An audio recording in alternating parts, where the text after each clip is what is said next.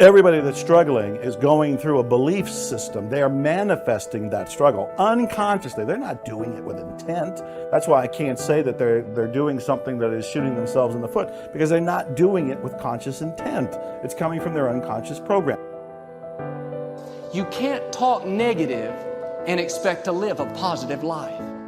You can't talk defeat and expect to have victory. You can't talk lack, not enough, can't afford it, never get ahead, and expect to have abundance. If you have a poor mouth, you're going to have a poor life. If you don't like what you're seeing, start sowing some different seeds. You have to really face the ruthless reality, the ruthless truth, that what you're getting in your life is a direct result of your beliefs. Your beliefs are controlling your thoughts are controlling your actions are controlling what the experience you're getting out in the real world. So back it all the way to the beliefs again. We got to find out, what are the beliefs creating the reality you have? Change those beliefs. You're going to have different thoughts, you're going to have different actions, you're going to have different results. It's going to be this domino effect. It's got to start, not with the actions out here. It is one way to begin it, but I find it easier, more efficient and effective to come all the way back. Start there. Power begins from within. If you're aware of who you are, if you're aware of what you're good at, what you're not good at, if you're able to see how emotions kind of govern your life, if you can learn what your weaknesses are and how to control them, you can't ever get complete control, but awareness is almost enough. Slowly through this process of knowing who you are and understanding other people and how they operate so you don't make stupid mistakes in life, you can increase that little tiny margin more and more and more, and you will be a person of power. See, the way in which we operate, ladies and gentlemen, it's a manifestation of what we believe, what's possible for us. Whatever you've done up to this point, all that it really is a duplication, it's a reproduction of what you believe subconsciously that you deserve and what's possible for your life. Most people operate out of their personal history, out of their memory, things they've done, things they've experienced, things they've seen, things that they have observed. What I'm suggesting that you operate out of a larger vision of yourself. I want you to see yourself doing what you want to do, experiencing what you want to experience, having what you want to have, doing what it is that gives your life some meaning and value. Operate out of your imagination, not your memory. Because whenever you look at where you want to go, I'm wanting to warn you, you will have some conversation back here after you go through the data that you've experienced in life saying you can't do it. And so what you want to begin to do is ignore that inner conversation. Start putting the right things in.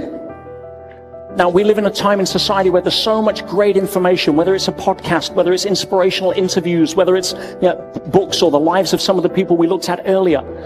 Every single day, or at least every single week, if you want to take your compass needle and start remagnetizing it in a positive direction by exposing yourself to the kind of information that supports your potential and your greatness and where you want to go. Now, there's no excuse for not being able to do that now in a society where it's so available. But if you're not choosing to do that, by default, you're going to be hooked into somebody else's agenda. If you don't start filming as the star of the movie in your life, by default, you're going to end up as a film extra in somebody else's. Remember this, you're the lead character in the story of your life, and the person who controls that script is you and your God. And at any point, you can decide to step into a new chapter. You can step in to be a whole new leading character. All you can be responsible for is yourself.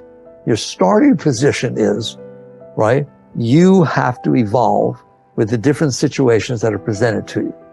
And my experience is, if you do that, the rest will happen. The people around you will be raised naturally. Understand that? Like if you bring anger into a situation, imagine a household where everyone's always fighting. If all of a sudden somebody's not, and somebody's bringing understanding and love, that's all they have to do. It will change things, right? But you can't sit there and say, I won't change it until everybody else does. You know, I'm going to protect myself. That doesn't work. That doesn't work. That's the chicken and the egg. Right. So that you're asking, like, just not surprised you. I said, such big things, all right? It's like, can it be better? Of course it can be better, but it requires that everybody work on themselves. When you saw this depressed thoughts coming in, or these self-sabotage thoughts coming in, what did you shift it with affirmations, with different thoughts? What did you start to say? It was just the awareness, that, as I said, the very first stop light where I started all of a sudden to listen while I'm waiting for the light. It was like the first time I tuned in and I go, what the hell are you thinking?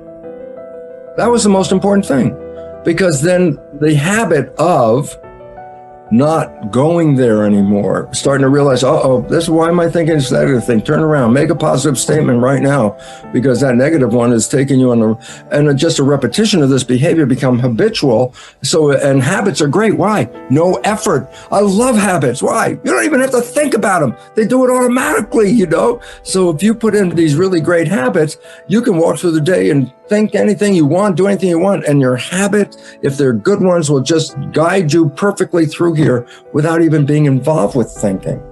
That's the game. The game is, what is heaven to you? Then program that's your life. And then guess what? The 95% of the day manifesting heaven while you're not even thinking about it. And the way that you countermand the fear of failure, whenever you think of something that is fearful, you say the words which override these words. The words are, I can do it. I can do it. I can do it. I can do it. Tell your kids you can do it. Tell your spouse you can do it. Tell your friends you can do it. Tell people who are looking at a new challenge you can do it. Start a business you can do it. Call on a big customer you can do it. Just tell people you can do it, because every single time you reinforce somebody else, you reinforce your own courage. What is the word encourage? It is to instill courage into. When you encourage other people, you actually encourage yourself. And remember, fear is the big enemy. Our job is to get rid of this fear of failure. This fear of failure that holds us back and paralyzes us. Imagine if you weren't afraid of anything in the whole world, what a difference it would make. Imagine if you were guaranteed a success in anything. If somebody waved a magic wand and said, whatever you do from now on, you'll be successful.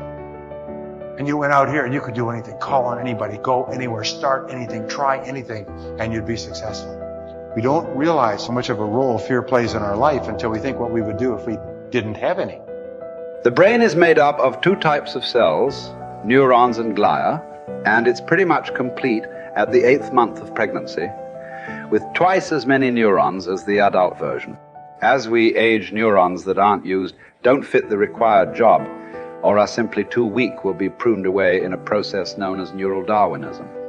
Therefore, the assumption is that as we age, our capacity to learn and retain information diminishes. But it's not true. If you don't use your brain, then of course you will lose it, but that has nothing to do with age. In truth, the brain is much more pliable than we first thought. It is able to change as our environment and experiences change. We can learn, and more importantly, unlearn. Whenever you carry out certain behavior or think a thought, a neural pathway is created. If that behavior or thought is repeated often enough, the pathway becomes more fixed and turns into a neural superhighway. When those superhighways are positive, it's great. If not, they can be very destructive, but they can be dismantled. Your brain has amazing plasticity. Did you know, for example, that the brain can retrain idle networks to carry out new tasks? People who have suffered brain damage have been able to retrain other parts of their brain to do what the damaged part used to do. And this basic plasticity remains, regardless of age. Your brain can renew itself, learn and rewire, and you don't need to sit in a classroom to do so. It is possible through new thought, new actions, and new emotions. Researchers divided a test group into 4. The first group were asked to physically practice a one-handed 5-finger exercise on the piano.